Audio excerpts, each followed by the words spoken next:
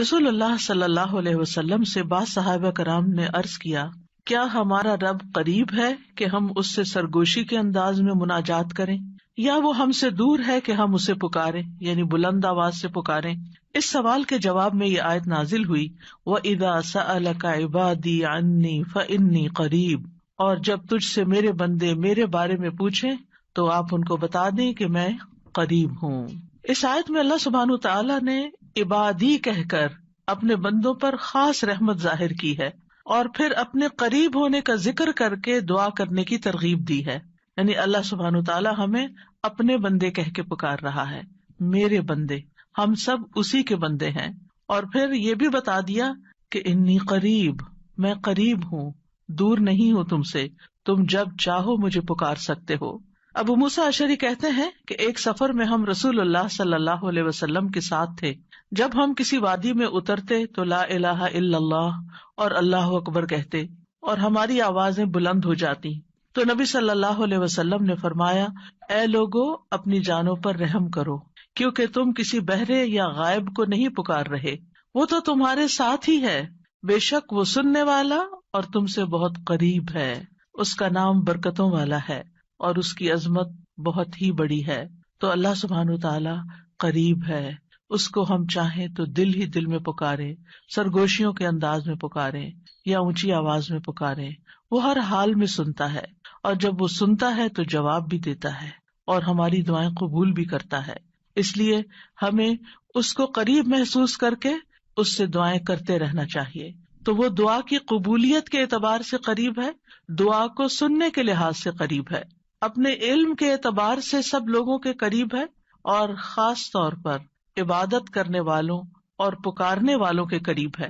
یعنی اس کا قرب دو طرح کا ہے، ایک عام قرب ہے جو سب کے لیے ہے، اور ایک خاص قرب ہے جو اس کے خاص بندوں کے لیے ہے، اور وہ خاص بندے جو عبادت گزار ہیں، جو اس کا ذکر کرتے ہیں، جو اس کے شکر کرنے والے ہیں۔ تو اللہ سبحانہ تعالیٰ ان کی دعاؤں کو قبول کرتا ہے، ان کی مدد کرتا ہے، اور انہیں نیک کاموں کی توفیق عطا کرتا ہے۔ یہاں پر آپ دیکھ رہے ہیں کہ فَإِنِّي قریب کہہ کے بندے اور رب کے درمیان کوئی فاصلہ نہیں رکھا گیا اس اعتبار سے کہ کوئی اور واسطہ ہو۔ یہاں اللہ سبحانہ تعالیٰ نے جواب کو قل یا فقل کہہ کے نہیں فرمایا، جیسا کہ دوسری آیات میں آتا ہے۔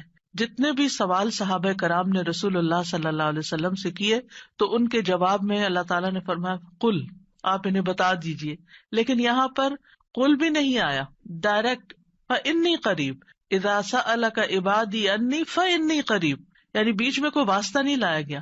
تو اس سے یہ پتہ چلتا ہے کہ ہمارے اور ہمارے رب کے بیچ میں کسی اور واسطے اور کسی اور وسیلے کی ضرورت نہیں۔ اور جب اللہ تعالیٰ نے یا عبادی کہہ دیا تو اس میں سارے بندے شامل ہو جاتے ہیں، چاہے وہ نیک ہوں یا بد ہوں، بڑے ہوں یا چھوٹے ہوں، گناہگار ہوں یا بہت پرہیزگار ہوں، کوئی بھی ہو، جو بھی اپنے رب کو پکارتا ہے، رب اس کی پکار کو سنتا ہے اور وہ قریب ہے۔ لہٰذا جب ہمارا رب قریب ہے اور مجیب ہے، جیسا کہ آپ جانتے ہیں پروگرام کا نام بھی قریب مجیب اسی لیے رکھا گیا کہ ہمارا اگر اپنے رب سے تعارف ہو جاتا ہے، ہم اپنے رب کو پہچان جاتے ہیں کہ ہم کس کو پکار رہے ہیں اور وہ کہاں ہے، تو جتنا جتنا ہمارا یہ یقین ہوگا کہ وہ ہمارے قریب ہے اور وہ سنتا ہے اور جواب دیتا ہے، اتنی ہی زیادہ محبت اور توجہ کے ساتھ، اخلاص کے ساتھ ہم دعا کریں گے انشاءاللہ۔ اور پھر آپ دیکھیے کہ اللہ تعالیٰ ہماری دعاؤں کو ضائع نہیں کرتا۔ اجیب دعوت الداعی اذا دعانی، مطلب یہ ہے کہ جو بھی مجھ سے مانگتا ہے وہ کچھ پا کے ہی لوٹتا ہے، وہ نامراد نہیں ہوتا۔ جیسے زکریا علیہ السلام نے کہا تھا کہ وَلَمْ أَكُنْ بِدُعَائِكَ رَبِّ شَقِيًّا، کہ اے رب تجھے پکار کر تو میں کبھی بدبخت ہوا ہی نہیں، کبھی مایوس ہوا ہی نہیں، کبھی محروم ہوا ہی نہیں، جب بھی تجھے پکارا تجھ سے کچھ پا ہی لیا۔ تو اس لیے ہر دعا کرنے والے کو یہ یقین ہونا چاہیے کہ ہماری دعا ضرور سنی جائے گی، کیونکہ شیطان انسان کے دل میں یہ وسوسہ ڈالتا ہے کہ تمہاری دعا قبول نہیں ہوگی۔ نہیں بھائی، ہر ایک کی دعا قبول ہوتی ہے اگر وہ صحیح معنوں میں اپنے رب کو پکارتا ہے، وہ دعاؤں کو سنتا ہے اور جواب بھی دیتا ہے۔ ضرورت اس بات کی ہے کہ ہم اپنے دل کو حاضر کر کے اللہ سے مانگیں، اخلاص کے ساتھ مانگیں، اور قبولیت کے جو اوقات ہیں یا جو علامات ہیں ان کو سامنے رکھتے ہوئے مانگیں. اور پھر ساتھ یہ بھی کہا گیا فَلْيَسْتَجِيبُوا لِي وَلْيُؤْمِنُوا بِي لَعَلَّهُمْ يَرْشُدُونَ، کہ انہیں چاہیے کہ وہ بھی میری بات مانیں. یعنی اگر یہ چاہتے ہیں کہ میں ان کی دعائیں قبول کروں تو پھر انہیں بھی چاہیے جب میں انہیں پکارتا ہوں. ایک تو یہ ہے نا کہ ہم اللہ تعالیٰ کو پکارتے ہیں، اور ایک اللہ تعالیٰ بھی ہمیں پکارتے ہیں. یعنی اللہ سبحانہ تعالیٰ کب پکارتے؟ ہر اذان میں پکار آتی ہے، حی علی الصلاح حی علی الفلاح. تو پھر ہم کیا کرتے ہیں؟ کیا واقعی ہم صلاح کی طرف جاتے ہیں یا نہیں؟ اسی طرح قرآن مجید میں بہت دفعہ یا ایھا الذین آمنوا کہہ کے ہمیں پکارا گیا ہے، اے لوگوں جو ایمان لائے ہو. یا ایھا الناس کہہ کے تمام انسانوں کو پکارا گیا ہے. تو کیا ہم انسان بھی اپنے رب کی پکار کو سنتے ہیں؟ کیا ہم بھی جواب دیتے ہیں؟ کیا ہم بھی اس کی طرف بڑھتے ہیں؟ اور پھر یہ کہ وَلْيُؤْمِنُوا بِي، چاہیے کہ وہ مجھ پر ایمان لائیں، چاہیے کہ وہ میری بات مانیں. لَعَلَّهُمْ يَرْشُدُونَ، شاید کہ وہ سیدھی راہ پا جائیں. رسول اللہ صلی اللہ علیہ وسلم نے فرمایا تم میں سے ہر ایک کی دعا قبول کی جاتی ہے جب تک کہ کوئی گناہ یا قطع رحمی کی دعا نہ کرے، بشرطے کہ جلدی بھی نہ کرے. پوچھا گیا یا رسول اللہ وہ جلدی کیا ہے؟ فرمایا یہ کہ کوئی یوں کہے کہ میں نے دعا کی اور میں نے دعا کی، یعنی دوبارہ کہ میں نے تو کئی بار دعا کی، بہت دعا کی، میری تو دعا قبول نہیں ہوتی، اور اس طرح وہ تھک ہار کر دعا کرنا چھوڑ دے. ایسا نہ کرے بلکہ دعا کرتا رہے، کیونکہ اس کی قبولیت کے مختلف طریقے ہیں. تو اللہ سبحانہ تعالیٰ ہم سے قریب ہے. ایک اور آیت میں آتا ہے سورۃ ہود کی، وَإِلَىٰ ثَمُودَ أَخَاهُمْ صَالِحًا قَالَ يَا قَوْمِ اعْبُدُوا اللَّهَ مَا لَكُم مِّنْ إِلَٰهٍ غَيْرُهُ هُوَ أَنشَأَكُم مِّنَ الْأَرْضِ وَاسْتَعْمَرَكُم فِيهَا فَاسْتَغْفِرُوهُ ثُمَّ تُوبُوا إِلَيْهِ إِنَّ رَبِّي قَرِيبٌ مُّجِيبٌ. اور سمود کی طرف ان کے بھائی صالح کو بھیجا، اس نے کہا اے میری قوم اللہ کی عبادت کرو، اس کے سوا تمہارا کوئی معبود نہیں، اسی نے تمہیں زمین سے پیدا کیا اور تمہیں اس میں آباد کیا، سو اس سے بخشش مانگو، پھر اس کی طرف پلٹ آؤ، یقیناً میرا رب قریب ہے، قبول کرنے والا ہے. ان ربی قریب مجیب. یہاں قوم سمود کی بات کی جا رہی ہے. یہ لوگ مدائن کے علاقے میں رہتے تھے جو تبوک اور مدینہ منورہ کے درمیان واقع تھا. صالح علیہ السلام نے اپنی قوم کو ایک طرف اللہ سبحانہ تعالیٰ کی عبادت کی دعوت دی، توحید کی دعوت دی کہ صرف وہی تمہارا معبود ہے جس نے تمہیں پیدا کیا، جس نے تمہیں زمین میں آباد کیا، لہٰذا تم شرک سے اجتناب کرو، صرف اللہ کی طرف رجوع کرو. کیوں؟ اس لیے کہ وہ بہت قریب ہے، اپنے بندوں کی دعائیں سنتا ہے. تو آپ دیکھیے جو آپ کے قریب ہو اور جو آپ کی بات بھی سنتا ہو، تو کیا آپ نہیں چاہیں گے کہ آپ اس کے قریب ہوں؟ یہاں پر آپ دیکھیے کہ دعا کرنے سے پہلے دو چیزوں کی بات ہے، استغفار اور توبہ کی، کہ اس سے استغفار کرو اور توبہ کرو تو تمہاری دعائیں قبول ہوں گی. توبہ کا مطلب یہ ہے کہ گناہوں سے کنارہ کشی اختیار کرو اور اس بات کا پکا وعدہ کرو کہ آئندہ گناہ نہیں کرو گے. اور استغفار کا مطلب ہوتا ہے بخشش طلب کرنا کہ اللہ ہمیں معاف کر دے، ہمارے گناہوں پہ پردہ ڈال دے. اور توبہ اور استغفار دونوں ہم معنی بھی ہیں. امام ابن قیم کہتے ہیں استغفار میں توبہ شامل ہے اور توبہ میں استغفار شامل ہے، اور جب ان کو الگ الگ بولا جاتا ہے تو پھر اس کا معنی الگ الگ بھی ہوتا ہے. اور اگر یہ دونوں اکٹھے آئیں، یعنی ایک دوسرے کے ساتھ مل کر آئیں، تو استغفار کا مطلب یہ ہوتا ہے کہ زندگی میں جو ہم کر چکے ہیں غلط کام، برائیاں، اللہ تعالیٰ ہمیں ان کے شر سے محفوظ رکھے. اور توبہ کا مطلب یہ ہے کہ ہم آئندہ گناہ میں پڑنے کے شر سے آپ کی مدد چاہتے ہیں، حفاظت چاہتے ہیں. اور توبہ اس پختہ ارادہ کو بھی کہتے ہیں کہ دوبارہ گناہ نہیں کریں گے، آئندہ یہ نہیں کریں گے. تو ان ربی قریب مجیب، میرا رب یقیناً قریب ہے، مجیب ہے. اور یہاں قریب قرب سے شفقت اور اکرام کے معنوں میں، یعنی رب بہت شفیق اور مہربان ہے، بہت کریم ہے. اور اس کا اپوزٹ ہوتا ہے بعید، دور. اور بہت کا لفظ سختی کے لیے بولا جاتا ہے کہ وہ جو شفیق نہ ہو، سخت ہو، کرخت ہو، اور پھر یہ کہ کچھ نہ دے. تو ایسا نہیں ہے ہمارا رب. ہمارا رب قریب ہے، مہربان ہے، اور اس کے ساتھ ساتھ یہ کہ وہ اپنے بندوں کا اکرام کرتا ہے اور انہیں سیدھے رستے پر چلاتا ہے، ان کی رہنمائی کرتا ہے، ان کی ضروریات پوری کرتا ہے، ان کی حفاظت کرتا ہے، ان کو مدد دیتا ہے، ان کی مشکلات دور کرتا ہے. لہٰذا ہمیں اپنے رب کو قریب پاتے ہوئے، اور قربت کا ایک احساس ہوتا ہے. قریب ہونے کا مطلب یہ نہیں کہ اللہ سبحانہ وتعالیٰ کسی نعوذ باللہ فزیکل فارم میں ہمارے ساتھ بیٹھے ہوئے ہیں یا ہمارے دل میں بیٹھے ہوئے ہیں، یہ مطلب نہیں ہے قریب کا. قربت ایک احساس کا نام ہے. آپ نے دیکھا ہوگا بہت سے لوگ دور ہوتے ہوئے آپ کے دل کے قریب ہوتے ہیں، اور کئی لوگ آپ کے ساتھ رہتے ہوئے، آپ کے ساتھ بیٹھے ہوئے، آپ کے ساتھ زندگی گزارتے ہوئے بھی آپ سے دور ہوتے ہیں. تو اللہ سبحانہ وتعالی کا قرب محسوس کرنے کی چیز ہے، اس طرح کہ وہ سنتا ہے. اللہ سبحانہ وتعالی سنتا ہے، السمیع ہے. اللہ تعالیٰ دیکھتا ہے، البصیر ہے، اللطیف ہے، الخبیر ہے، ہمارے دلوں کے راز بھی جانتا ہے. تو اس سے بڑھ کے قریب کون ہوگا جو شہرک سے بھی زیادہ قریب ہے، اور جو ہمارے دل میں خیال اٹھ کر جو ہمارے دماغ تک جاتا ہے اس سے پہلے کہ دماغ تک جائے وہ بیچ میں حائل ہوتا ہے اور وہ جان لیتا ہے کہ بندہ کیا سوچ رہا ہے. نہ صرف یہ کہ وہ یہ جانتا ہے کہ اس وقت کیا کر رہے ہیں ہم، وہ یہ بھی جانتا ہے ہم پاسٹ میں کیا کر چکے ہیں، اور وہ یہ بھی جانتا ہے کہ ہم فیوچر میں کیا کچھ کرنے والے ہیں. کوئی اور ہے ایسا جو اتنا زیادہ ہمیں جانتا ہو؟ کیا وہ ہماری ضروریات کو نہیں جانتا ہوگا؟ کیا وہ ہمارے دکھ کو نہیں جانتا؟ کیا وہ ہماری پریشانیوں کو نہیں جانتا؟ کیا وہ ہماری زندگی کے مقاصد کو نہیں جانتا؟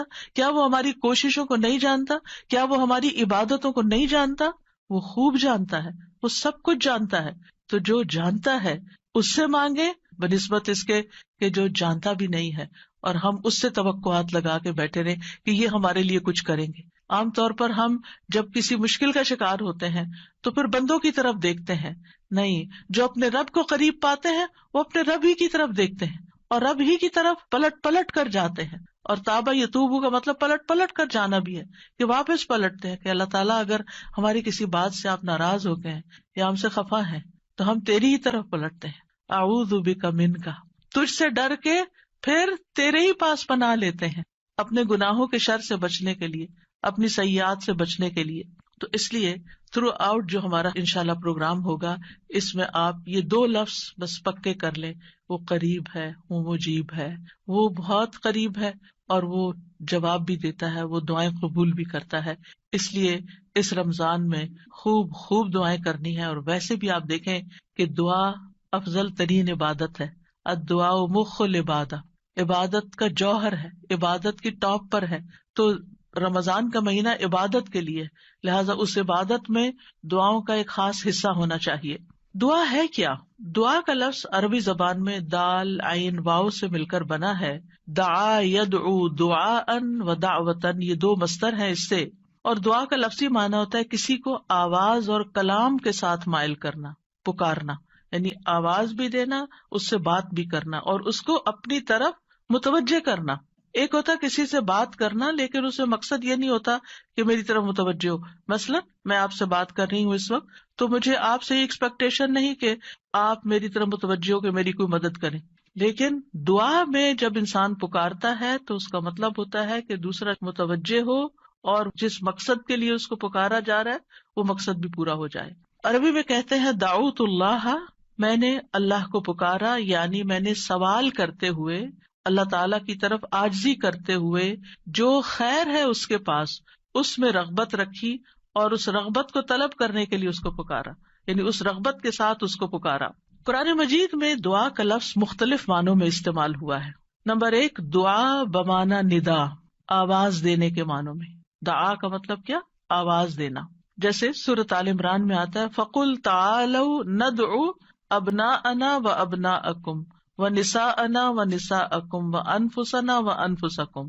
تو آپ کہہ دیجئے کہ آؤ ہم اپنے اور تمہارے بیٹوں کو اور اپنی اور تمہاری عورتوں کو بلا لیں، پکار لیں، یعنی تم بھی ان کو بلا لو، ہم بھی بلا لیتے. تو بلانے کے معنوں میں استعمال ہوتا ہے. تو عربی زبان میں دعا اور ندا یہ 2 لفظ مترادف بھی ہیں، ایک دوسرے سے ملتے جلتے ہیں، سینونیمز ہیں، ایک جگہ پر اکٹھے بھی استعمال ہوئے ہیں. الا دعاء و نداء، کہ پکار اور آواز کے سوا کچھ نہیں سنتا. پھر اسی طرح دعا بمانا طلب کرنا، کسی چیز کی ڈیمانڈ کرنا. قرآن مجید میں آتا ہے وَلَا تَزِرُ وَازِرَةٌ وِزْرَ أُخْرَى وَإِن تَدْعُ مُثْقَلَةٌ إِلَىٰ حِمْلِهَا لَا يُحْمَلْ مِنْهُ شَيْءٌ وَلَوْ كَانَ ذَا قُرْبَىٰ. اور کوئی بھی بوجھ اٹھانے والا کسی دوسرے کے گناہوں کا بوجھ نہ اٹھائے گا. یہ کب کی بات ہے؟ قیامت کے دن. اور کوئی بوجھ سے لدا ہوا شخص اپنا بوجھ اٹھانے کے لیے کسی کو بلائے گا، اس کو پکارے گا، وَإِن تَدْعُ، تو وہ اس میں سے کچھ بھی نہیں اٹھا سکے گا، کوئی مدد نہیں کرے گا قیامت کے دن، اگرچہ وہ قریبی رشتے دار ہی کیوں نہ ہو۔ تو کسی کو مدد کے لیے بلانا، آؤ میرا سامان اٹھاؤ، میرا بوجھ اٹھاؤ، اس کے لیے بھی لفظ دعا جس میں ایک طلب پائی جاتی ہے استعمال ہوتا ہے۔ اسی طرح دعا کا لفظ بمعنی قول، بات کے بھی استعمال ہوتا ہے۔ قرآن مجید میں آتا ہے فما کان دعواہم اذ جاءہم بأسنا الا ان قالوا انا كنا ظالمین، جب ان کے پاس ہمارا عذاب آیا تو ان کا قول اس کے سوا کچھ نہ تھا کہ وہ کہنے لگے بے شک ہم ہی ظالم تھے۔ تو یہاں پر قول یا بات کے معنوں میں آیا ہے۔ پھر اسی طرح دعا کا لفظ عبادت کے معنوں میں بھی آتا ہے۔ سورۃ کہف میں نوجوانوں کا جو قصہ آتا ہے جس میں وہ اب ایمان کو بچانے کے لیے غار کی طرف جا رہے تھے، تو اللہ تعالیٰ نے ان کے بارے میں فرمایا وَرَبَطْنَا عَلَىٰ قُلُوبِهِمْ إِذْ قَامُوا فَقَالُوا رَبُّنَا رَبُّ السَّمَاوَاتِ وَالْأَرْضِ لَن نَّدْعُوَ مِن دُونِهِ إِلَٰهًا لَقَدْ قُلْنَا إِذًا شَطَطًا، اور ہم نے ان کے دلوں کو مضبوط کر دیا جب وہ اٹھ کھڑے ہوئے تو کہنے لگے ہمارا رب تو آسمانوں اور زمین کا رب ہے، ہم ہرگز اس کے سوا کسی الہ کو نہیں پکاریں گے، یعنی اس کی عبادت نہیں کریں گے، اور اگر ہم ایسا کریں تو یقیناً ہم نے ناانصافی کی بات کی۔ تو دعا بمعنی عبادت۔ پھر اسی طرح پانچواں معنی قرآن مجید میں دعا بمعنی فریاد کرنا، طلب کرنا، فریاد کرنا، اور اس میں وَإِن كُنتُمْ فِي رَيْبٍ مِّمَّا نَزَّلْنَا عَلَىٰ عَبْدِنَا فَأْتُوا بِسُورَةٍ مِّن مِّثْلِهِ وَادْعُوا شُهَدَاءَكُمْ، اگر تمہیں اس قرآن میں شک ہے جو ہم نے اپنے بندے پر نازل فرمایا تو اسی طرح کی ایک سورت تم بھی بنا لاؤ اور اللہ کے سوا اپنے گواہوں مددگاروں کو بھی بلا لو، فریاد کرو کہ وہ آئے اور تمہاری مدد کریں، یعنی مدد کے لیے پکارنا، یہ معنی ہے۔ پھر اسی طرح دعا بمعنی کسی چیز کی ترغیب دینا، یعنی کسی چیز کی طرف دعوت دینا۔ نوح علیہ السلام نے اپنی قوم کو پکارا تھا، قال رب انی دعوت قومی لیلا ونہارا، اس نے کہا ہے میرے رب بے شک میں نے اپنی قوم کو رات اور دن پکارا، ان کو دعوت دیتا رہا دین کی طرف، اپنے رب کی طرف۔ اور اس میں معنی عبادت کا بھی ہے کہ اللہ کی عبادت کرو، تو عبادت کی دعوت میں ان کو دیتا رہا۔ پھر اسی طرح دعا بمعنی منسوب کرنا، نسبت دینا، ادعوہم لآبائہم، ان بچوں کو ان کے حقیقی باپوں کی نسبت سے پکارو، یعنی ادعوہم کا مطلب ہے کہ ان کو اپنے باپوں کی طرف ہی منسوب کرو، جن کے وہ بچے ہیں باپ کا نام نہیں بدلو۔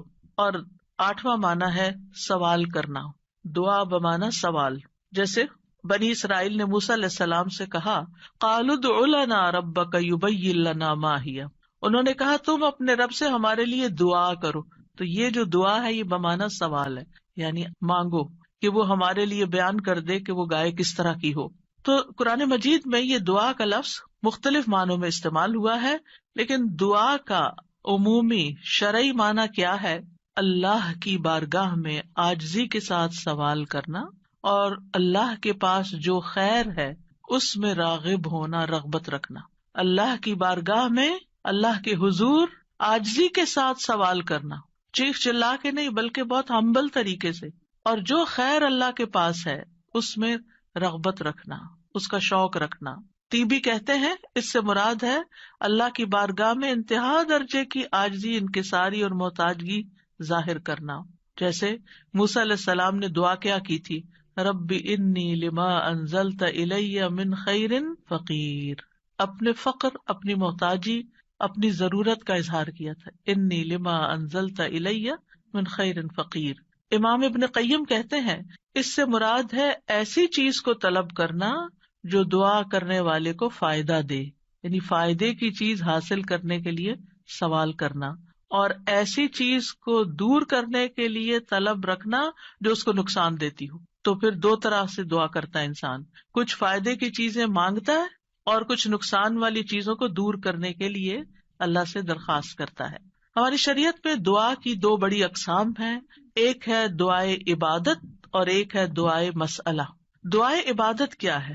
اس سے مراد ہے کہ انسان اللہ سے ثواب کی امید رکھتے ہوئے، اس کے عذاب سے ڈرتے ہوئے اس کی عبادت کرے، اس میں سوال نہیں ہے۔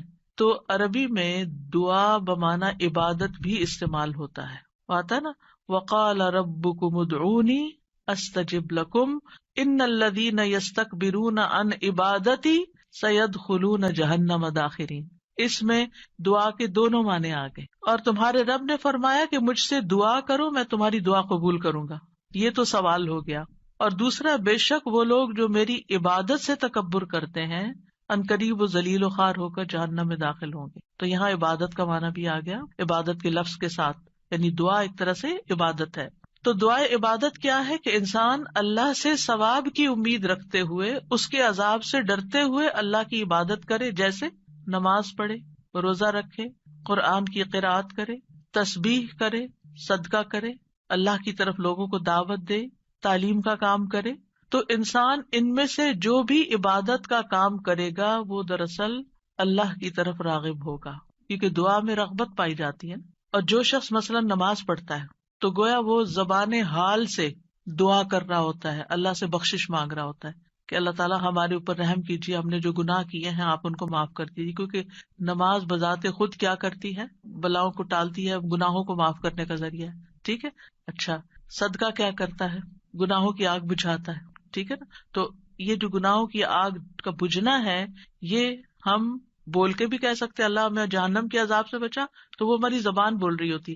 لیکن جب ہم صدقہ دے رہے ہوتے ہیں تو گویا ہمارا عمل جو ہے وہ اسی چیز کا تقاضا کر رہا ہے کہ ہم اپنے اوپر سے گناہوں کا بوجھ اتارنا چاہتے ہیں. تو ایک دعا سوال کے انداز میں ہوتی ہے اور ایک دعا حال کے ساتھ بیان ہو رہی ہوتی ہے، عمل کے ساتھ ہو رہی ہوتی ہے. اور دوسری جو دعائے مسئلہ ہے جس میں مانگنے کی دعا ہوتی ہے، تو وہ یہ ہے کہ انسان دنیا اور آخرت کی کوئی بھی بھلائی طلب کرنے اور دنیا اور آخرت کے نقصان کو دور کرنے کا سوال اللہ سے ہی کرے. دنیا اور آخرت کی کوئی بھی بھلائی مانگنا اور دنیا اور آخرت کے کسی بھی نقصان سے بچنا، یہ بس اللہ ہی سے کرے اس کا سوال. یہ دعائے مسئلہ ہے، یہ سوال کرنے والی، یعنی وہ دعا جس میں ہم سوال کرتے ہیں. کن چیزوں کا سوال کرتے ہیں؟ دنیا اور آخرت دونوں. آخرت نہیں بھولنی. ربنا آتنا فی الدنیا حسنۃ وفی الآخرۃ حسنۃ وقنا عذاب النار. تو دنیا اور آخرت کی حسنہ مانگنا اور دنیا اور آخرت کے عذاب سے، مصیبت سے بچنا. وقنا عذاب النار، سب سے بڑی مصیبت تو آگ ہے نا، یعنی اس کی کوئی تکلیف انسان کو پہنچے. نبی صلی اللہ علیہ وسلم نے فرمایا دعا عبادت ہے. قال الدعاء هو العبادۃ قال ربکم ادعونی استجب لکم. تمہارے رب کا فرمان ہے میں پکارنے والے کی دعا قبول کرتا ہوں جب وہ مجھے پکارتا ہے. تو دعا جو ہے یہ عبادت کی اقسام میں سے سب سے عظیم قسم ہے. امام خطابی اپنی کتاب شأن الدعاء میں کہتے ہیں، اس حدیث کی وضاحت کرتے ہوئے الدعاء هو العبادہ، وہ کہتے ہیں کہ دعا عبادت کا ایک بڑا حصہ ہے یا سب سے افضل عبادت ہے. جیسے کہ لوگ کہتے ہیں لوگ بنو تمیم ہیں اور مال اونٹ ہیں، یعنی لوگوں کو دیکھنا تو بنو تمیم کو دیکھو، مطلب سب لوگوں سے افضل ہیں. نبی صلی اللہ علیہ وسلم اسی سے تھے نا، اور ان کی تعداد بھی زیادہ تھی. اور اسی طرح عربوں کے ہاں مال کی سب سے بڑی قسم اونٹ ہوا کرتے تھے. وہ کہتے مال تو اصل میں اونٹ ہے اور لوگ تو بنو تمیم ہی ہے. تو اسی طرح کہا گیا دعا تو عبادت ہی ہے. الدعاء هو العبادہ، دعا ہی عبادت ہے.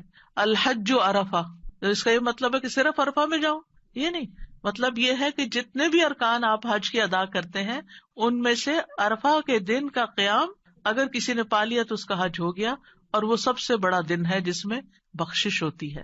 تو یہ عربوں کے کہنے کا ایک انداز بھی ہے نا. اور مراد اس سے کیا ہے کہ دعا سب سے افضل عبادت ہے اور ساری اطاعتوں اور ساری بندگیوں کا مغز ہے کہ انسان اپنی ہر پریشانی اور ہر ضرورت میں اللہ کی طرف متوجہ ہو جائے.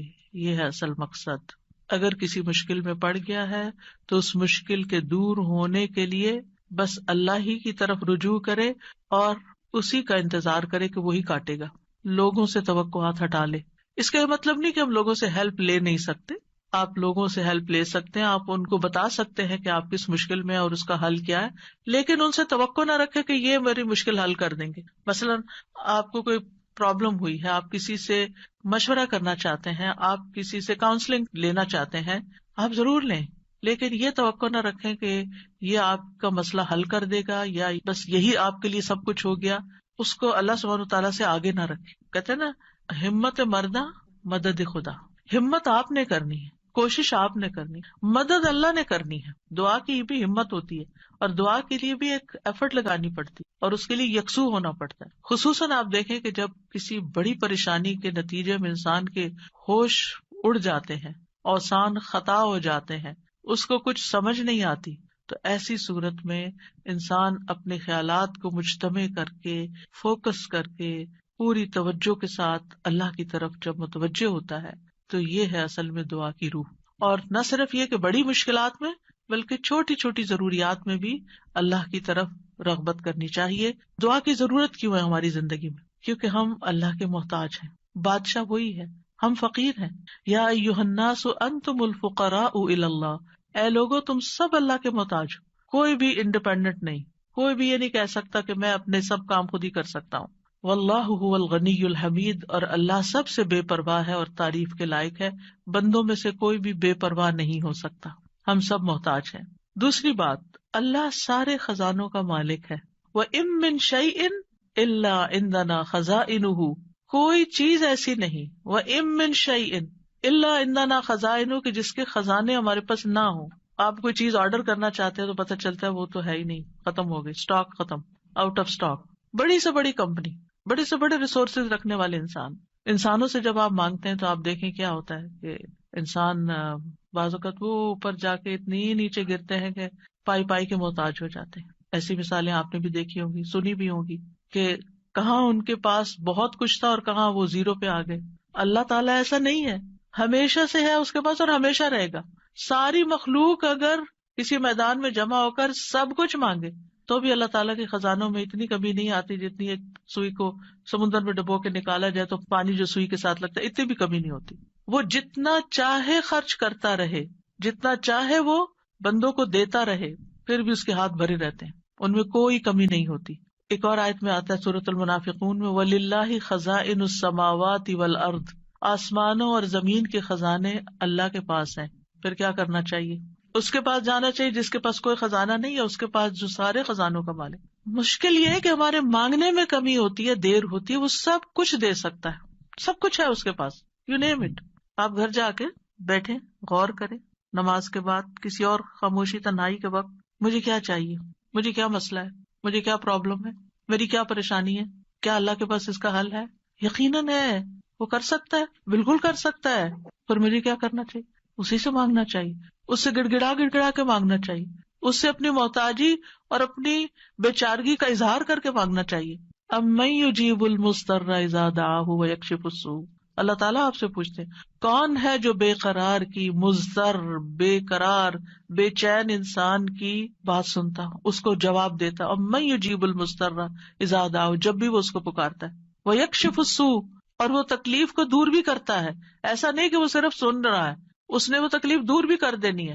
اور آپ کہیں گے بس اتنی سی بات تھی، میں اس کو اتنا پہاڑ بنائے ہوئی تھی، اپنی زندگی کا بہت بڑا مسئلہ بنائے ہوئی تھی، اور اللہ تعالیٰ کے لیے بس اتنی سی بات تھی. میرے مانگنے میں کمی تھی، اس کے پاس نہیں کمی. ہماری دعا میں کمی ہے، ہمارے اخلاص میں کمی ہے، اس کے دینے میں کمی نہیں ہے.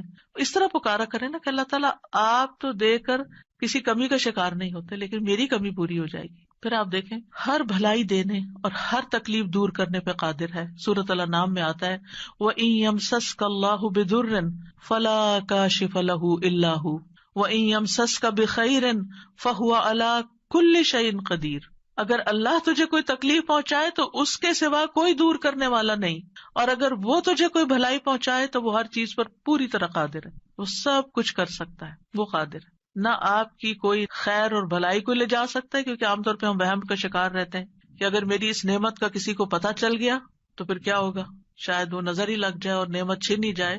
ہر وقت اس وہم کا شکار رہنا دراصل اپنے آپ کو ٹارچر کرنا ہے. نہیں، وَإِن يَمْسَسْكَ بِخَيْرٍ، اگر اللہ نے آپ کو کوئی خیر دی ہے، فَهُوَ عَلَى كُلِّ شَيْءٍ قَدِيرٌ، وہ ہر چیز پہ قادر ہے، وہ آئندہ بھی دیے رکھے گا. اس نے اس لیے تھوڑی دی ہے کہ بس ایک بندہ کوئی دیکھے اس چیز کو اور بس وہ واپس لے لے، وہ ایسا نہیں کرتا. ایک روایت میں آتا ہے کہ ایک شخص نے رسول اللہ صلی اللہ علیہ وسلم سے پوچھا، اے اللہ کے رسول، آپ کن چیزوں کی دعوت دیتے ہیں؟ یعنی آپ کی دعوت کیا ہے، آپ کیا بتاتے ہیں لوگوں کو، آپ کیا سکھاتے ہیں؟ آپ نے فرمایا، میں اس اللہ کی طرف دعوت دیتا ہوں جو اکیلا ہے، وہ اللہ کہ جب تم پر کوئی مصیبت آتی ہے اور تم اسے پکارتے ہو تو وہ تم سے تمہاری مصیبت دور کر دیتا ہے. یہ ہے اللہ کا تعارف. جب آپ کے بچے آپ سے پوچھیں اللہ کون ہے تو آپ کیا بتاتے ہیں؟ یہ بڑے بڑے لفظ بولتے ہیں نا. یہ دیکھیں یہاں پر کیا بولا گیا، اتنے سمپل. آپ بچے کو کہہ سکتے ہیں اللہ وہ ہے جو تمہیں کھانا دیتا ہے، اللہ وہ ہے جو تمہیں فلاں چیز دیتا ہے، تمہیں ماما بابا دیے ہیں. جو جو بچے کی ضرورت ہوتی ہے ایج کے حساب سے، آپ اس اعتبار سے بچے کو اللہ کا تعارف کرا سکتے ہیں ان چیزوں کے ساتھ جو نظر آتی ہیں اور جو اس کی پسند کی ہیں کہ وہ ہے اللہ. پھر آپ نے فرمایا کون ہے اللہ، کہ جب تم کسی بیابان اور جنگل میں راستہ بھول جاؤ اور تم اس سے دعا کرو تو وہ تمہیں واپس پہنچا دیتا ہے. اور صرف جنگل بیابان ہی، اب تو خیر GPS وغیرہ کی سہولت موجود ہے، اس کے باوجود بھول جاتے ہیں نا، اس کے باوجود غلط ٹرن لے لیتے ہیں، کبھی پہلے اور کبھی بعد میں. GPS فریز ہو جاتے ہیں، نیٹ چلا جاتا ہے، روڈ میپ ختم ہو جاتا ہے، کئی مسائل ہیں. تو کبھی بھی راستہ بھولیں تو ہم پہلی بات یہ سوچیں کہ اللہ سے دعا کرتے ہیں اللہ راستہ دکھا دے. راستہ بھولنے پر مجھے کبھی ٹینشن نہیں، میں ہمیشہ سوچتی ہوں اللہ پہنچا دے گا، ہو جائے گا، کوئی مسئلہ نہیں. اللہ کے تو علم میں ہے نا. میں تو کہتی ہوں کہ آپ کو پتا ہے نا کہاں ہے، بس وہاں لے جائیں. ہمیں نہیں پتا، آپ کو تو پتا ہے نا. تو جب آپ اللہ سے مانگتے ہیں، کبھی لاڈ پیار سے، کبھی اس کی کسی صفت کا واسطہ دے کر، کبھی اپنی عاجزی محتاجی ظاہر کر کے، تو وہ ضرور سنتا ہے. پھر فرمایا وہ ذات کہ جب تم قحط سالی میں مبتلا ہوتے ہو اور تم اس سے دعا کرتے ہو تو وہ تم پر پیداوار ظاہر کر دیتا ہے، یعنی تمہاری پیداوار اگا دیتا ہے زمین سے. یہ ہے اللہ، یہ اللہ کا تعارف.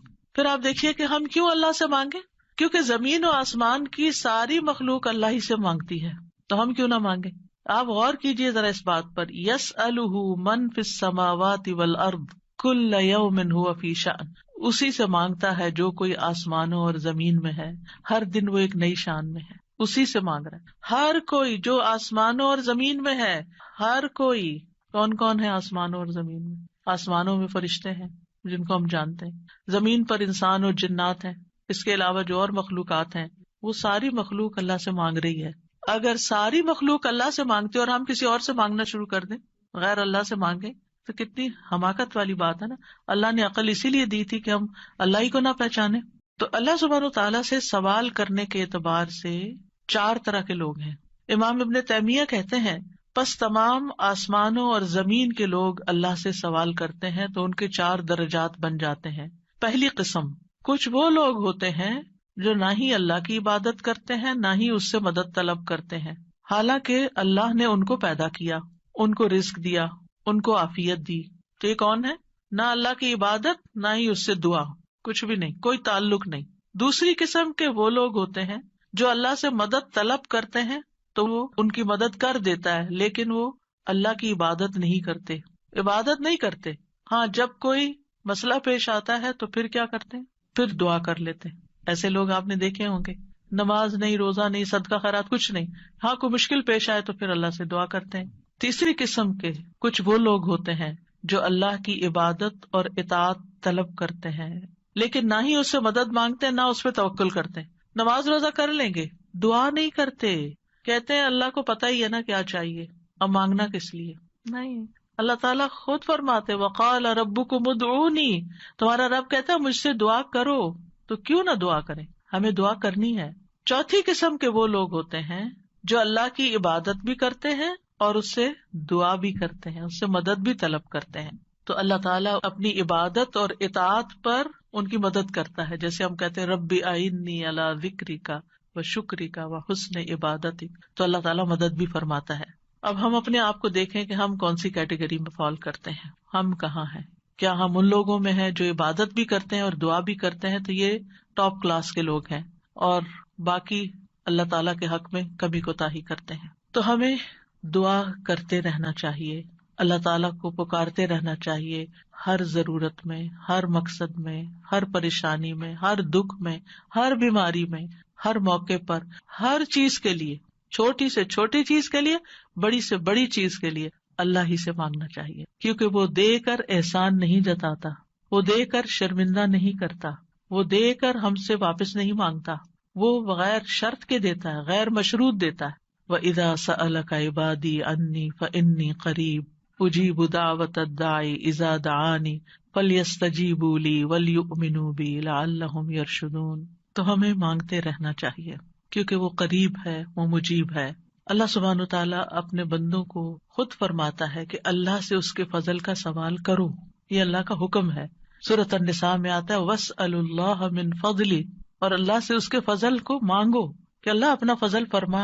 فضل کیا ہوتا ہے؟ جو ہم ڈیزرو نہیں کرتے، نہ اپنی عبادت کی وجہ سے، نہ کسی محنت کی وجہ سے، نہ کسی قابلیت کی وجہ سے، نہ کسی ہنر کی وجہ سے. ہم ڈیزرو نہیں کرتے لیکن آپ دے سکتے. ہم پھر بھی آپ سے مانگتے ہیں، چاہے ہم اس قابل نہیں لیکن پھر بھی آپ سے مانگتے. آپ ہمیں عطا کیجیے. اور اللہ تعالیٰ کو یہ بات پسند ہے کہ بندے اس سے مانگیں، کیونکہ بندے کو جب کسی چیز کی ضرورت ہوتی ہے نا اور وہ اس کو اللہ تعالیٰ سے مانگتا ہے تو وہ اللہ تعالیٰ کے ساتھ کنیکٹ ہو جاتا ہے، اللہ تعالیٰ کو یاد کرتا ہے، اس کے سامنے اپنی حالت کا اظہار کرتا ہے، اپنا دکھ، اپنا شکوہ، اپنا غم، اپنا رنج، اپنی پریشانی اس کو سناتا ہے، جو سن کر آگے نشر نہیں کرتا. جب ہم بندوں کے سامنے اپنی کسی پریشانی کا ذکر کر دیتے ہیں تو بعض اوقات کیا کرتے ہیں، وہ آگے بیان کر دیتے ہیں اور یوں آپ کے راز کھل جاتے ہیں، آپ کا مرتبہ اور مقام لوگوں کی نگاہ میں گر جاتا ہے. کچھ لوگ آپ سے حسد کرنے لگتے ہیں، کچھ لوگ آپ کی تکلیف پہ خوش ہوتے ہیں. تو اس لیے ہمیں اللہ سبحانہ تعالیٰ کے سامنے ہی اپنے رنج اور دکھ کی فریاد رکھنی چاہیے. اللہ تعالیٰ اپنے بندوں کو ہر چیز کو اسی سے مانگنے کا حکم دیتا ہے. اب ہر چیز میں کیا ہے؟ صحیح مسلم کی روایت ہے، ابو ذر غفاری رضی اللہ عنہ کہتے ہیں کہ نبی صلی اللہ علیہ وسلم اپنے رب تبارک و تعالیٰ سے روایت کرتے ہیں کہ بے شک اللہ تعالیٰ فرماتا ہے، اے میرے بندو تم سب گمراہ ہو سوائے اس کے جسے میں ہدایت دوں، پس تم مجھ سے ہدایت مانگو میں تمہیں ہدایت دوں گا. نمبر 1 دعا کیا ہونی چاہیے؟ ہدایت کی. دن کی ہر رکعت میں ہم اہدنا الصراط المستقیم مانگتے ہیں. ہر کام میں ہمیں گائیڈنس چاہیے، ہمیں کلیرٹی چاہیے، چاہے دین کا کام ہو چاہے دنیا کا کام. ہر چیز میں ہمیں صحیح راستہ، صحیح اسٹریٹجیز اختیار کرنے کی ضرورت ہوتی ہے، تب وہ کام ہو پاتا ہے. اور اس طرح ساری کنفیوژن بھی دور ہو جاتی، ساری پریشانی بھی دور ہو جاتی کہ میں نے اللہ سے دعا کر لی، اللہ تعالیٰ آپ مجھے صحیح طریقہ بتا دے، مجھے اس کام کو کیسے لے کے چلنا ہے. تو ہر موڑ پر، ہر کام میں ہمیں ہدایت کی ضرورت ہوتی ہے. تو اہدنا الصراط المستقیم. پھر فرمایا، اے میرے بندو تم سب بھوکے ہو سوائے اس کے جسے میں کھلاؤں، تو تم مجھ سے کھانا مانگو میں تمہیں کھانا کھلاؤں گا. سبحان اللہ. سب سے بڑی ضرورت ہدایت کے بعد انسان کی کیا ہے؟ کھانا، جو اس کو دن میں کئی بار کھانا پڑتا ہے. اور انسان سب سے زیادہ پریشان بھی اس کے لیے ہوتا ہے، اور مال کا سب سے بڑا حصہ بھی اسی پہ خرچ ہوتا ہے. یعنی دن میں اگر آپ دیکھیں تو آپ ہر روز اپنا لباس نہیں خریدتے، ہر روز آپ اپنی ٹوائلٹریز نہیں خریدتے، ہر روز اپنی اور چیزیں نہیں خریدتے، برتن نہیں خریدتے، کٹلری، جیولری، یہ سب روز تھوڑی خریدا جاتا ہے. لیکن کھانا تو ڈیلی چاہیے، کھانا تو ڈیلی کنزیوم کرنا ہے، تو اس سے مانگو. اور خاص طور پر اگر کچھ خاص کھانے کو دل چاہتا ہے وہ بھی اس سے مانگو. نیوٹریشیس چاہیے، ہولسم چاہیے، صحت مند چاہیے، کیونکہ ساری بیماریاں ہی کھانے سے پیدا ہوتی ہیں. یعنی کھانا مانگو صرف یہ نہیں کہ ہے نہیں، بلکہ اچھا کھانا مانگو تو اللہ تعالیٰ کھلائے گا.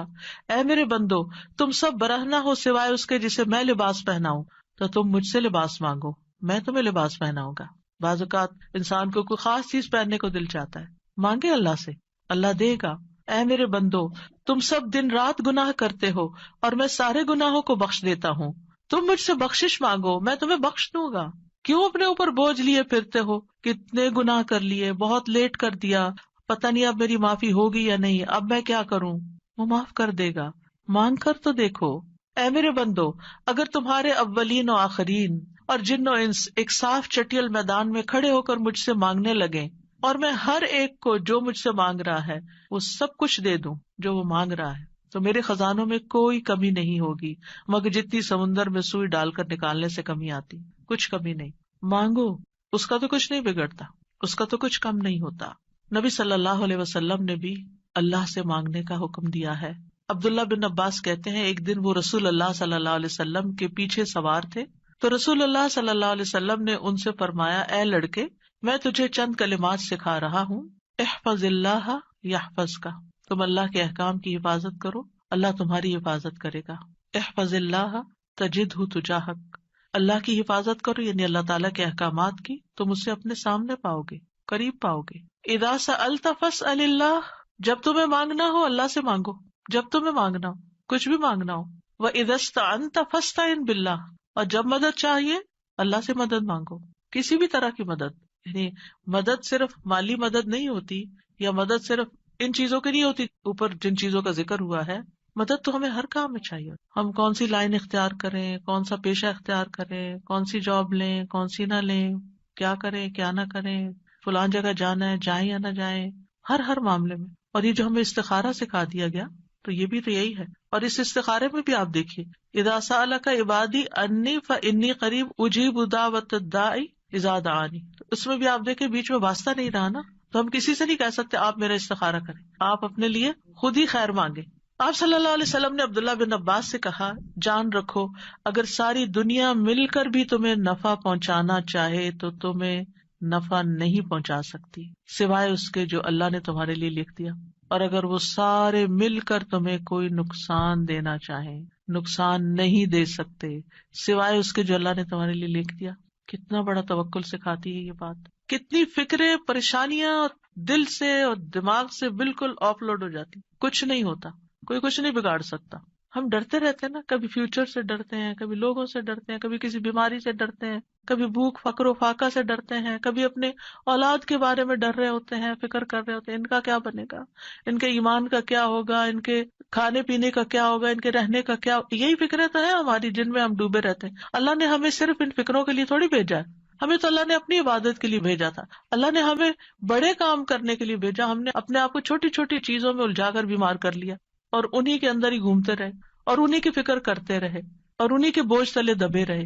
جبکہ ہمیں تو کنتم خیر امت اخرجت للناس، تم بہترین امت ہو، تمہیں تو انسانیت کے لیے پیدا کیا گیا تھا، تمہیں تو اوروں کے لیے پیدا کیا گیا تھا کہ تم خود بھی ہدایت پر اور انہیں بھی اللہ کی طرف بلاؤ. اور تم صرف اپنی ہی ذات میں کھو گئے اور صرف اپنے ہی غم لے کر بیٹھ گئے اور صرف اپنی ہی پریشانیوں میں دن رات رہے. ان سب چیزوں کو تو اللہ کے حوالے کرنے کی ضرورت ہے، وہ ٹیک کیئر کرے گا. ان تنصروا اللہ ینصرکم، اگر تم اللہ کی مدد کرو گے اللہ تمہاری مدد کرے گا اور وہ ضرور کرے گا. تم اوروں کی فکر کرو اللہ تمہاری کرے گا. تو اس لیے ہمارے کرنے کا کام کیا، احفظ اللہ یحفظک، حفاظت چاہیے، تم اللہ تعالیٰ کے احکامات کی حفاظت کرو، جو تمہیں کہا جا رہا ہے وہ پابندی سے کرو، باقی کام اللہ کا ہے. اور پھر احفظ اللہ تجدہ تجاہک، جب تم اللہ کے بن جاؤ گے نا تو پھر اللہ کو بہت قریب پاؤ گے. پھر آپ دیکھیے کہ اللہ کے نزدیک دعا سے زیادہ کوئی چیز معزز نہیں. دعا انسان کو عزت دیتی ہے. جب انسان بندوں کے آگے ہاتھ پھیلاتا ہے تو ذلیل ہوتا ہے، اور جب اللہ سے مانگتا ہے دو ہاتھ اٹھا کے، بندوں کے سامنے تو ہم ایک ہاتھ پھیلاتے ہیں اور اللہ کے سامنے دو ہاتھ پھیلاتے ہیں. اور جب انسان اللہ سے مانگتا ہے تو اللہ اس بندے سے محبت کرتا ہے اور اس بندے کو دیتا ہے، نوازتا ہے اور عزت دیتا ہے، اپنی جناب سے دیتا ہے. اور جب بندوں سے مانگتے ہیں تو وہ کبھی دیتے ہیں کبھی نہیں دیتے، اور کبھی دے کے اذیت بھی دیتے ہیں، اور پھر احسان جتاتے ہیں، دکھ دیتے ہیں، ذلیل کرتے ہیں، بعض اوقات آپ کی انا کو مجروح کر دیتے ہیں، آپ کی عزت کو مجروح کر دیتے ہیں، آپ کو بعض اوقات بدنام کر دیتے ہیں. تو اللہ کے نزدیک دعا سے زیادہ کوئی چیز معزز نہیں. لیس شیء اکرم علی اللہ من الدعاء. پھر یہ کہ اللہ تعالیٰ دعائیں سنتا ہے. وَلَقَدْ نَادَانَا نُوحٌ فَلَنِعْمَ الْمُجِيبُونَ. یقیناً نوح نے ہمیں پکارا تو ہم بہت اچھے قبول کرنے والے ہیں. ہم نے ان کی سنی، ہمیں کیوں بتایا جا رہا ہے؟ تاکہ تم بھی پکارو، تمہاری بھی سنی جائے گی. ابراہیم علیہ السلام نے کیا کہا تھا، ان ربی لسمیع الدعاء.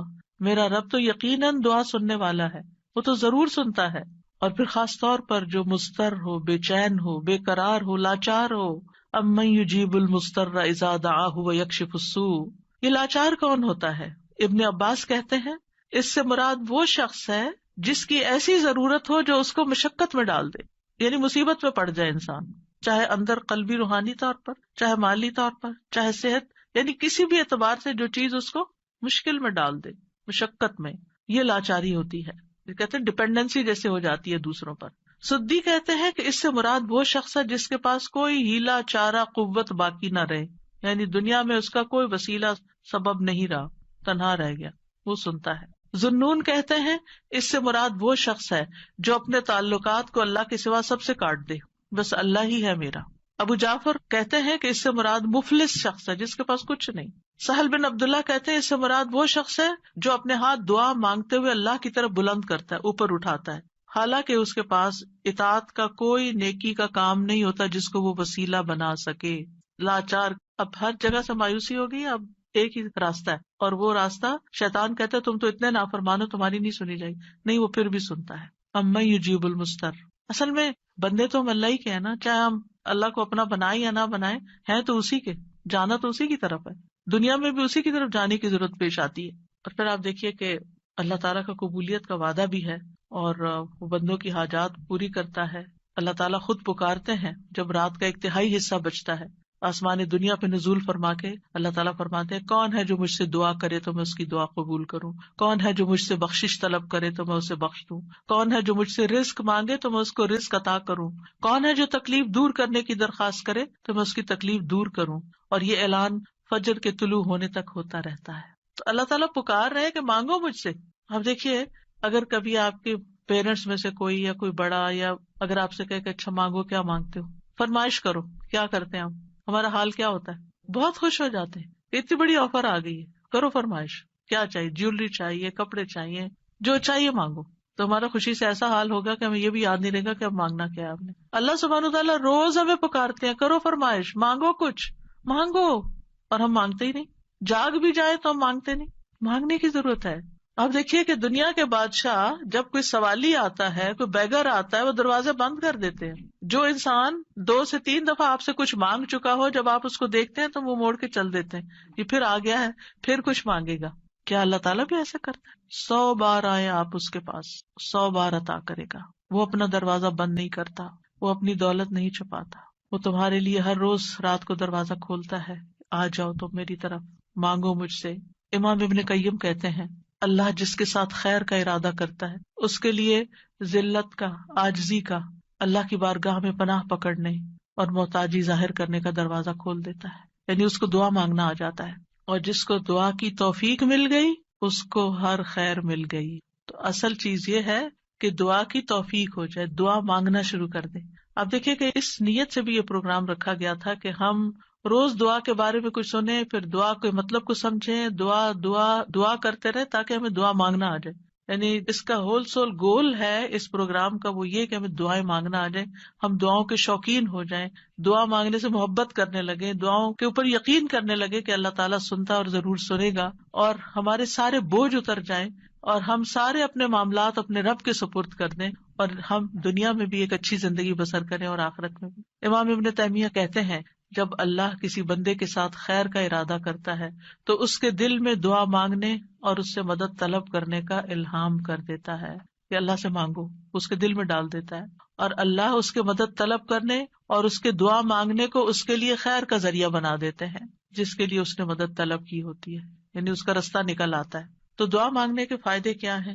دعا ہر حال میں انسان کو فائدہ دیتی ہے۔ نمبر 1، دعا مانگ رہے ہوتے تو آپ عبادت کر رہے ہوتے ہیں، یہ اجر الگ لکھا جاتا ہے۔ اللہ تعالیٰ کی پسند کا کام کر رہے ہوتے ہیں، اللہ تعالیٰ سے کنیکٹڈ ہوتے ہیں، اور پھر یا تو دعا فوراً قبول ہو جاتی ہے، جو مانگا وہ اسی وقت مل جاتا ہے، یا پھر یہ کہ کوئی ایسی مصیبت ٹل جاتی ہے جو آنے والی تھی اور آپ کی اس دعا کی وجہ سے وہ مصیبت چلی گئی۔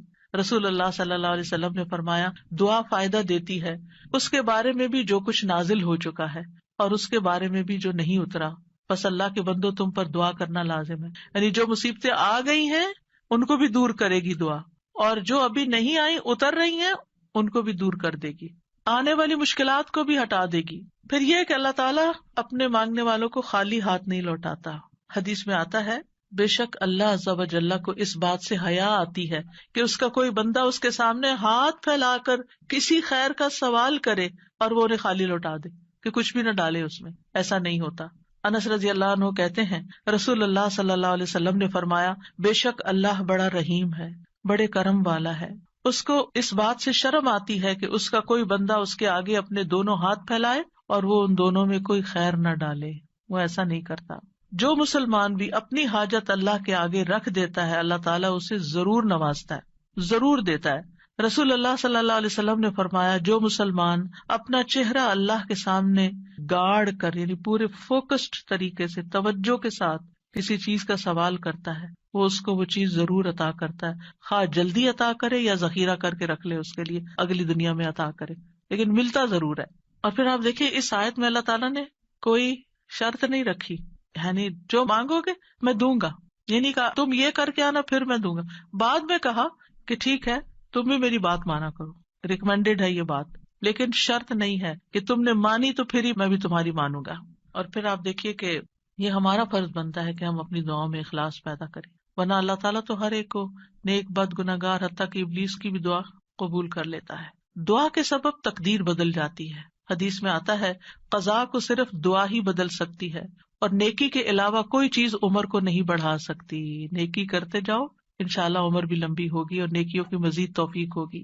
دعا کی وجہ سے آزمائشیں ٹل جاتی ہیں. امام غزالی کہتے ہیں بس جان لے کہ قضاء و قدر میں سے یہ بھی ہے کہ اللہ آزمائشوں کو دعا کے ذریعے ٹال دیتا ہے. چنانچہ دعا آزمائشوں اور بلاؤں کو ٹالنے اور رحمت کے حصول کا سبب ہے، جیسا کہ ڈھال تیروں کو ٹالنے اور واپس لوٹانے کا سبب ہے. یعنی کہ جو شیلڈ ہے اس سے آپ پروٹیکٹڈ ہوتے ہیں. اور جیسے پانی زمین سے نباتات نکالنے کا سبب ہے، یعنی آپ پودا لگاتے ہیں، اس میں پانی لگاتے ہیں تو اس میں سے کچھ نکل آتا ہے. جن لوگوں کے گارڈنز ہیں وہ تو یہ تجربہ کرتے ہی ہوں گے کہ جب سمر آتی ہے اور وہ ڈالتے ہیں کچھ تو پھر اس میں سے ننھی منی کونپلیں نکلتی ہیں. لیکن اگر نہیں تو میں آپ سب کو ریکمینڈ کروں گی کہ اللہ الخالق کی تخلیق کو دیکھنے کے لیے گھر میں ہی کوئی مٹی کا پاٹ رکھ لیجئے اور اس میں کوئی بیج ڈال دیجئے اور ان بیجوں کے پھوٹنے اور چھوٹی چھوٹی کونپلیں نکلنے کے عمل کو دیکھیے. آپ کو اللہ پہ اتنا پیار آئے گا، اتنی محبت آئے گی. یہ اللہ کی تخلیق کی نشانیاں ہیں نا، اور اس سے اللہ کی پہچان ہوتی ہے، انسان اللہ کے قریب ہوتا ہے، اللہ کی قدرت نظر آتی.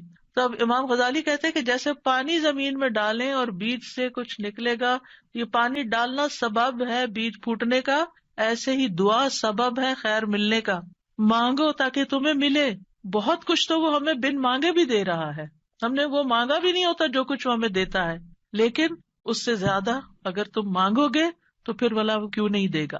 اور پھر وہ کہتے ہیں کہ جیسے ڈھال تیر کو لوٹاتی ہے اور دونوں ایک دوسرے کی مدافعت کرتے ہیں، اسی طرح دعا اور آزمائش آپس میں زور آزمائی کرتے ہیں. آزمائش اوپر سے اتر رہی ہوتی ہے اور دعا نیچے سے چڑھتی ہے اور بیچ میں جا کے وہ ان کی لڑائی ہوتی ہے. دعا کہتی ہے واپس چلو، اس بندے پہ نہیں آنا. تو اس لیے بہت ضروری ہے کہ ہم اللہ تعالیٰ سے مانگتے رہیں. اور آپ دیکھیں کتنی دعائیں ایسی ہیں جنہوں نے تاریخ کا رخ پھیر دیا، شر سے خیر کی طرف، بہتر سے بہترین کی طرف. ابراہیم علیہ السلام کی دعا کی مثال، انہوں نے مانگا تھا ربنا وابعث فیہم رسولا منہم یتلو علیہم آیاتک ویعلمہم الکتاب والحکمت ویزکیہم انک انت العزیز الحکیم. 2500 سال بعد دعا قبول ہوئی. محمد الرسول اللہ صلی اللہ علیہ وسلم دنیا میں تشریف لائے اور انسانی تاریخ کا دھارا بدل گیا. ابو امامہ کہتے ہیں میں نے کہا اللہ کے رسول صلی اللہ علیہ وسلم آپ کے اس کام کی ابتدا کیسے ہوئی، یعنی آپ نے یہ جو سب کچھ کیا ہے بگننگ کہاں سے تھی؟ کہا میرے باپ ابراہیم علیہ السلام کی دعا سے. آپ بھی اپنے بچوں کے لیے، نسلوں کے لیے، اپنے شاگردوں کے لیے دعائیں کیا کریں. معلوم نہیں ان میں سے کون آپ کی دعا کی وجہ سے کوئی ایسا خیر کا کام کر جائے جو آپ کے لیے بہترین صدقہ جاریہ بن جائے. تو دوسروں کے لیے دعائیں کرنے میں بخل سے کبھی کام نہ لیں. بعض اوقات کچھ کام ہم خود نہیں کر پاتے، نہ اس کے قابل ہوتے، نہ ہماری اتنی زندگی ہے، نہ اتنی سخت ہمت اور صلاحیت، لیکن ہم جب دوسروں کے لیے وہی دعائیں کرتے ہیں تو اللہ سبحانہ تعالیٰ ان کے ذریعے وہ سارا ثواب اور خیر ہم تک واپس پہنچا دیتا ہے. ہم سب لوگ انسان، باقی مخلوقات بھی نبی صلی اللہ علیہ وسلم کی آمد کی وجہ سے رحمت پاتے ہیں. آپ رحمت للعالمین ہیں اور اس دعا کی وجہ سے دائمی خیر اور بھلائی پا رہے ہیں. نوح علیہ السلام کی دعا، نوح علیہ السلام بہت مظلوم تھے، ان کی قوم دعوت دینے کی وجہ سے ان کو مارتی پیٹتی بھی تھی، پھر انہوں نے جب دعا کی تو وہ ان کی نجات کا ذریعہ بنی. عیسیٰ علیہ السلام کی دعا جو آخری زمانے میں ہوگی، جب طور میں آخری زمانے میں ایمان والے ان کے ساتھ محصور کر دیے جائیں گے تو ان کی دعا کی وجہ سے مسلمانوں کے لیے فتح ہوگی، یاجوج ماجوج کی تباہی ہوگی. ابن قیم کہتے ہیں مصیبت کو ٹالنے میں اور اپنا مقصد حاصل کرنے میں دعا قوی ترین اسباب میں سے ایک سبب ہے. یہ تمام دوائیوں سے زیادہ مفید ہے. دعا ساری دوائیوں سے زیادہ مفید ہے. یہ آزمائشوں کی دشمن ہے. دعا آزمائشوں کی دشمن ہے. یہ آزمائشوں کو دور دھکیلتی ہے، ان سے زور آزمائی کرتی ہے، ان کو واقع ہونے سے روکتی ہے، جو واقع ہو چکی ہوں ان کو ختم کرتی ہے، ان کو ہلکا کر دیتی ہے، اور یہ مومن کا ہتھیار ہے. یعنی اگر دعا آزمائش سے زیادہ طاقتور ہو تو آزمائش ختم ہو جاتی ہے. یعنی بعض اوقات ہم کہتے ہیں آزمائش نہیں ختم ہو رہی کیونکہ ہماری دعا ابھی کمزور ہے، اس کو اور اسٹرانگ کریں. اگر آزمائش سے کمزور ہو تو آزمائش کبھی ہو جاتی ہے، اور وہ دونوں ایک دوسرے کا مقابلہ بھی کرتی ہیں، ایک دوسرے کے ساتھ جھگڑا کرتی ہیں. پھر یہ ہے کہ دعا ساری خیر اور بھلائی لے آتی ہے، جامع الخیر ہے. دعاؤں کے سبب بیماریاں دور ہوتی ہیں. امام ابن تیمیہ کہتے ہیں بہت سے مریض ایسے ہیں جو بغیر دوا کے صرف دعا کی وجہ سے یا دم یا دل کی مضبوطی کے ساتھ اور اچھے توکل کے ساتھ شفا پا لیتے ہیں، دوا کے بغیر ہی ٹھیک ہو جاتے ہیں. دعا سے ہم و غم دور ہوتا ہے، ڈپریشن دور ہوتا ہے، اور خاص طور پر وہ جو غم کی دعا ہے نا، وہ پڑھنی چاہیے. اللہم انی اعوذ بک من الہم والحزن. پریشانیاں دور ہوتی ہیں انسان کو دعا کی وجہ سے. وہاں سے رزق ملتا ہے جہاں سے انسان سوچ بھی نہیں سکتا, اس کا گمان بھی نہیں ہوتا. اللہ تعالیٰ کی ناراضگی دور ہوتی ہے, اور جو آدمی اللہ سے نہیں مانگتا اللہ اس سے ناراض ہوتا ہے. دعا سے بندے کو غیر اللہ کی محبت اور غلامی سے آزادی ملتی ہے, اللہ تعالیٰ کا قرب ملتا ہے, اور انسان کو مناجات کی لذت ملتی ہے. جب انسان اپنے رب سے باتیں کرتا ہے نا تو اس کی ایک اور ہی خوشی ہوتی ہے, اور انسان کو پھر وہ چیز ملنے سے زیادہ وہ دعا کرنے میں اور سرگوشیاں کرنے میں اور اللہ سے باتیں کرنے میں مزہ آنے لگتا ہے, گویا اس کو سب کچھ مل گیا. سلف صالحین اس بات کو بہت پسند کرتے تھے. ان میں سے ایک کہتے ہیں, مجھے اللہ کی بارگاہ میں حاجت ہوتی ہے تو میں اس سے وہ حاجت مانگتا ہوں تو اللہ میرے لیے اپنے ساتھ مناجات کرنے, اپنی معرفت اور اپنے لیے عاجزی کرنے اور اس کے سامنے خوشامد کا دروازہ کھول دیتا ہے. تو ان چیزوں کے ہوتے ہوئے میں یہ پسند کرنے لگتا ہوں کہ اللہ تعالیٰ میری دعا پوری کرنے کو ڈیلے کر دے, مؤخر کر دے, تاکہ میں یہ دعا کرنے کا لطف اٹھاتا رہوں. تو اللہ سبحانہ وتعالیٰ سے دعا ہے کہ اللہ تعالیٰ ہمیں دعا کا معنی اور مفہوم سمجھنے کی توفیق عطا فرمائے, اور ہمیں اس کی اہمیت کا احساس دلا دے, اور ہم واقعی اس طرح دعا مانگیں جیسے دعا مانگنی چاہیے. اللہ تعالیٰ ہمیں آئندہ رمضان میں اور اس کے علاوہ بھی اس دعا کی عبادت سے فائدہ اٹھانے کی توفیق دے کہ ہم اپنے رب کے بن جائیں اور ہمارا رب ہم پر رحم فرما دے. السلام علیکم. اتنا خوبصورت لیکچر. میں سوچ رہی تھی کہ جیسے آپ نے کہا نا قریب اور مجیب, تو جب آپ نے کہا نا قریب, تو میں سوچتی کہ ارسپیکٹو آف کہ ہماری دعا قبول ہو یا نہ ہو, جو ایک سینس آف کلوزنس اللہ سبحانہ تعالیٰ کے ساتھ فیل ہوتی ہے, دیٹ از ریئلی گریٹ. بالکل.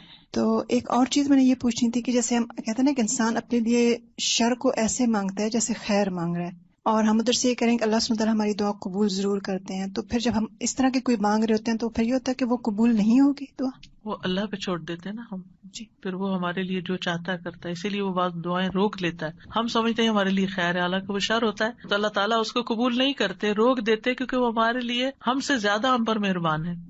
ایک اور جیسے حضرت زکریا نے اسنادا ربہ نداء خفیہ, تو وہ جو ندا ہے انہوں نے تو اللہ سے وہ مانگ رہے تھے نا چپکے سرگوشیاں, تو وہ پھر دل ہی دل میں, تو وہ پھر ندا وہ دعا کے سینس میں آئے گی, کیونکہ دعا میں آپ نے ڈیفینیشن بتائی نا کہ ہم اللہ سے مانگ رہے ہوتے ہیں. جی.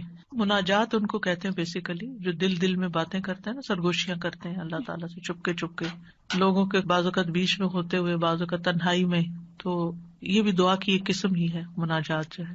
استاذہ آج کا لیکچر ایسا تھا جیسے ذہن سازی ہو گئی ہے دعا کے لیے, ہم تیار ہو گئے رمضان کے لیے, کیونکہ ہر انسان کے ساتھ جیسے شیطان اور نفس لگا ہوتا ہے, تو ایسا لگ رہا ہے سارے بادل چھٹ گئے ہیں اور ہمارا جو ہے وہ ذہن تیار ہو گیا ہے دعا کے لیے.